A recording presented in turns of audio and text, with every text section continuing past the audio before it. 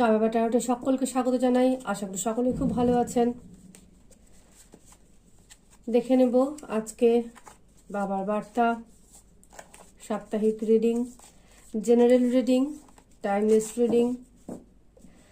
তাই যখনই এটি যার কাছে পৌঁছবে বুঝতে হবে বাবার বার্তা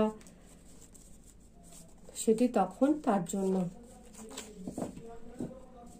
3টি কার্ড নেব, 3টি কার্ড থেকে বেছে নেব, দেখে নেব বাবার কি আজকে বার্তা রয়েছে। এই একটি কার্ড, এই একটি কার্ড,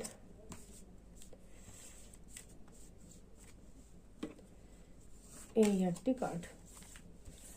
থাক, দেখিনি।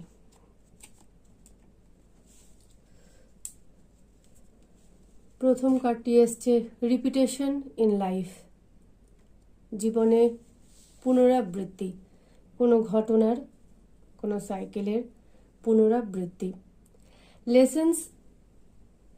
Lessons in this life and in subsequent lives are repeated unless you learn from them.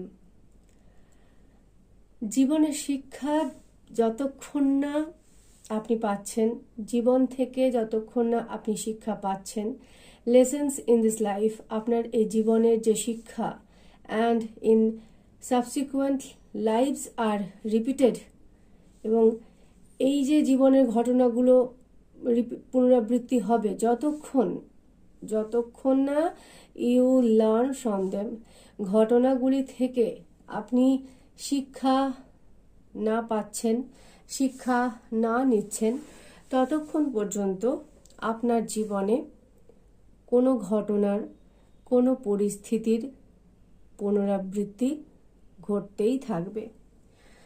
উদাহরণস্বরূপ বলা যেতেই পারে, ধরুন আপনি একটি স্টুডেন্ট, আপনি পড়া মুখস্থ করছেন, খুব জোরে জোরে ঘন্টার পর ঘন্টা ধরে পড়া মুখস্থ করছেন। পরীক্ষার সময় দেখতে পাচ্ছেন আপনি কিছু মনে করতে পারছেন না, বা মনে করলেও ঠিকঠাকভাবে, উপযুক্তভাবে, যেমনভাবে মুখস্থ করেছিলেন তেমনভাবে আপনি উত্তরটা লিখতে পারছেন না। এখান থেকে আপনার কি শিক্ষা নেওয়া উচিত ছিল যে আমাকে মুখস্থ করাটা শুধু যথেষ্ট নয়, তার সঙ্গে অন্য কিছু পন্থা অবলম্বন করতে হবে যার জন্য পড়াটা আমার ভালোভাবে মনে থাকে। আরও অনেক কিছু করতে হবে। কি করতে হতো? পড়াশোনার মুখস্থ করার সঙ্গে সঙ্গে লিখতে হতো। যতবার না পড়বো তার থেকে বেশিবার লিখব। এই পড়ালেখার মাধ্যমে জিনিসটাকে আত্মস্থ করব। সেটা না করে আপনি বারবার খালি মুখস্থই করে গেলেন, খালি মুখস্থই করে গেলেন, খালি মুখস্থই করে গেলেন। এর ফলস্বরূপ 1 থেকে মাধ্যমিক, মাধ্যমিক থেকে উচ্চ মাধ্যমিক পার হয়ে গেল, আপনি আর কোনো শিক্ষা নিলেন না।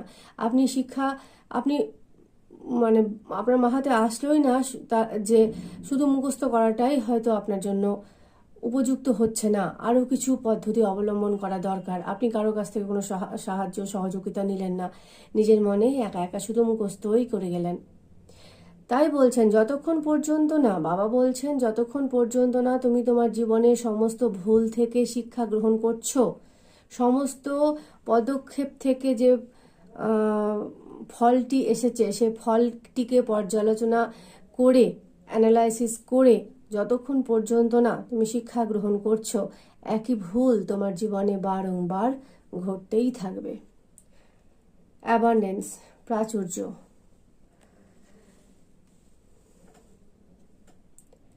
You will receive the gift of abundance very soon. আপনার জীবনে খুব তাড়াতাড়ি প্রাচুর্য আসছে। সে যে কোনো দিকেরই প্রাচুর্যতা হতে পারে, অর্থনৈতিক ক্ষেত্রে, প্রেমের ক্ষেত্রে, সাংসারিক ক্ষেত্রে, যারা স্টুডেন্ট আছি তাদের পড়াশোনার ক্ষেত্রে।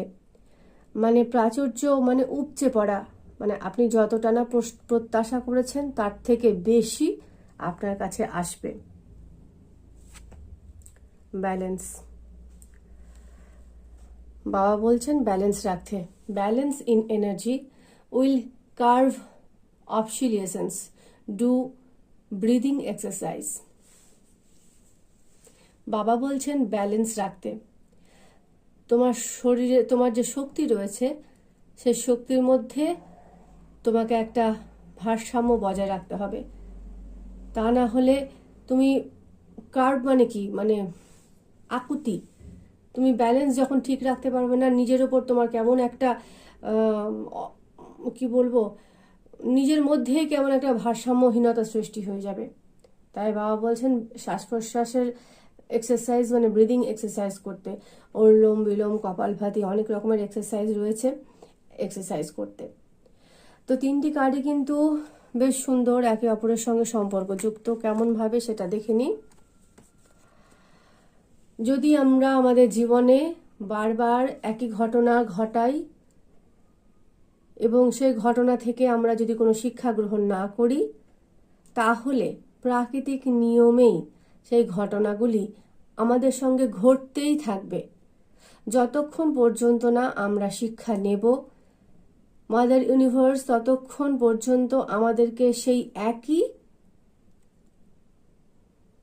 টাস্ক দিতেই থাকবেন, স্কুলের স্যার ম্যাডামদের মতো। যতক্ষণ পর্যন্ত না পড়া দিচ্ছিস তোর একই পড়া থাকলো। ঠিক তেমনি আমাদের জীবনের গুরু মাদার ইউনিভার্স বা যে দেবতা আল্লাহ যাকে স্মরণ করেন, যাকে মানেন, আমরা যতক্ষণ পর্যন্ত না শিক্ষা গ্রহণ করছি, যতক্ষণ পর্যন্ত না জ্ঞানের অধিকারী আমরা হচ্ছি, ততক্ষণ পর্যন্ত আমাদের গুরু আমাদেরকে একই পড়া পড়াবেন। এবং এই পড়া থেকে যদি আমরা শিক্ষা গ্রহণ করে নিতে পারি, তাহলে আমাদের জীবনের প্রাচুর্যতার অভাব রইবে না। আমাদের জীবনের সমস্ত কিছুতেই প্রচুর প্রাচুর্যতা আমরা লাভ করতে পারবো। ভুল থেকে শিক্ষা গ্রহণ করলে অবশ্যই ফল ভালো হবে। আমি যখন শুধু পড়ছিলামই লিখছিলাম না, এবার যখন বুঝতে পারলাম শুধু পড়াটা আমার জন্য যথেষ্ট নয়, আমাকে আরও কিছু করতে হবে, আমি যখন গাইডেন্স নিলাম এবং যখন জানতে পারলাম পড়ার সঙ্গে মুখস্থ করে লেখাটাও খুব জরুরি, এবং আমি যখন লেখা এবং পড়া দুটোই সমান তালে করতে লাগলাম, ফলস্বরূপ কি হবে? আমি পরীক্ষায় ভালো রেজাল্ট করতে পারবো, ভালোভাবে লিখতে পারবো, ভালো রেজাল্ট করতে পারবো। আমার রেজাল্টে নম্বরে প্রাচুর্যতা আসবে, আমার শিক্ষা গ্রহণে প্রাচুর্যতা আসবে। এবং এই প্রাচুর্যতা প্রাপ্তির পর জীবনে ব্যালেন্স রাখতে হবে। কেমন ব্যালেন্স? হ্যাঁ, আমার তো ভালো রেজাল্ট হয়েই গেল, আবার কি চিন্তা? আমি তো জেনে গেলাম কেমনভাবে ভালো করে রেজাল্ট করতে হয়, আমার তো ট্রিকটা জানা হয়ে গেল। এবার আমি নিশ্চিন্তে থাকি, পরীক্ষার কদিন আগে আমি ভালো মতো পড়ে নিব, ভালো মতো লিখে নেব, আমার ভালো রেজাল্ট হয়ে যাবে। না, এই ইমব্যালেন্সনেস যখনই মনের মধ্যে আসবে, ভারসাম্যহীনতা যখনই মনের মধ্যে আসবে, আমরা যখনই ওভার কনফিডেন্স হয়ে যাব, আমাদের মধ্যে কনফিডেন্স লেভেল যখন হাই হয়ে যাবে, তখনই আমরা কিন্তু ভারসাম্য হারিয়ে ফেলব। হ্যাঁ, ঠিকই, পড়া এবং লেখা করলে মনে থাকে ঠিকই, কিন্তু সমস্ত কিছুর সময় দরকার। কোনো একটা জিনিস 5 বার লিখলে যতটা মনে থাকবে, কোনো একটা জিনিস 10 বার লিখলে তার থেকে আরও ভালো বেশি করে মনে থাকবে এবং আরও ভালোভাবে উপস্থিত করা যাবে। তার মানে কি, ব্যালেন্সটাকে রাখতে হবে। আমি জেনে গেছি তার মানে এই নয় আমি সমস্ত কিছুই পারবো বা আমি সমস্ত কিছুই জানি। তো বাবা বলছেন আজকের বার্তা, যতক্ষণ পর্যন্ত না জীবনে অভিজ্ঞতা অর্জন করবে, ততক্ষণ পর্যন্ত জীবনের একই সাইকেল বারবার পুনরাবৃত্তি ঘটবে, একই সাইকেলের রিপিটেশন হবে। এবং তুমি যদি সেই অভিজ্ঞতাগুলি থেকে শিক্ষা নিয়ে নিতে পারো, তোমার জীবন প্রাচুর্যে পরিপূর্ণ হয়ে যাবে। কিন্তু প্রাচুর্যে পরিপূর্ণ হয়ে গেলে তুমি যে নিজেকে হারিয়ে ফেলবে অহংকারে, উন্মত্ততায়, উন্মাদনায় হারিয়ে ফেলবে, তা করলে হবে না। তোমার মধ্যে যেন ভারসাম্য থাকে, তুমি যেন ভারসাম্যহীন না হয়ে পড়ো, তার দিকে তোমাকে বিশেষ সচেষ্ট থাকতে হবে। তো আজকে খুব সুন্দর একটি বার্তা, খুব সুন্দর একটি রিডিং। প্রত্যেকটি মানুষের জীবনেই এটি লাঘব হয়, আমি আপনি সবার জীবনেই। তো আজকের রিডিং এই পর্যন্তই। ভালো লাগলে পাশে থাকবেন। আবার আসবো সাপ্তাহিক রিডিং নিয়ে। ততক্ষণ সকলেই ভালো থাকবেন। ওম সাইরাম।